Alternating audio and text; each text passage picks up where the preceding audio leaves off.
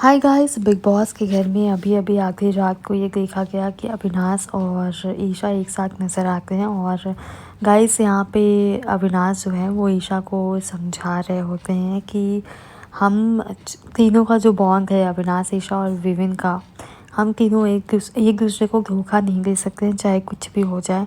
लेकिन ये लोगों का हम लोग से मुकाबला क्यों होता है? क्योंकि ये लोग हमारे जैसे कभी बन नहीं सकते हैं। ये लोग एक दूसरे की बलि चढ़ा सकते हैं। जिस पे ईशा कहती है, एग्जैक्टली मैं भी वही चीज़ बोल रही हूँ कि हमारा बॉन्ड इसलिए इतना पसंद किया जाता है क्योंकि हम तीनों एक दूसरे पे भरोसा करते हैं और हमने एक दूसरे का ट्रस्ट जीता है इतने महीनों में।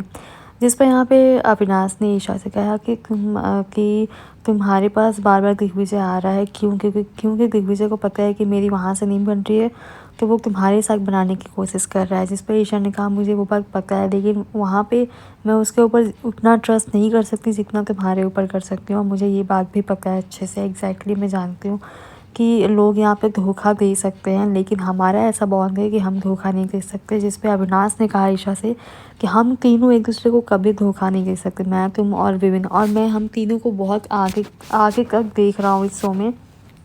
मुझे पता है कि हम तीनों इस लायक हैं और हम तीनों डिज़र्व करते हैं आगे जाना। और मैं उस वीक में हम तीनों को मैं देख रहा हूँ और वहाँ पे भी हम तीनों गेम खेलेंगे पर कभी भी एक दूसरे को धोखा नहीं देंगे।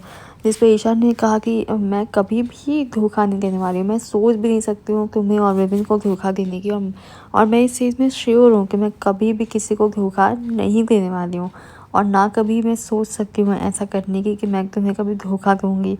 जिस पे अविनाश ने कहा कि एग्जैक्टली मुझे ये बात पता है, लेकिन तुमसे दिग्विजय दोस्ती करने के लिए क्यों सोच रहा है? क्योंकि उसे पता है कि कहीं ना कहीं उसमें इसका ही फ़ायदा है। वेल गाइस, इस पे आपकी क्या राय है?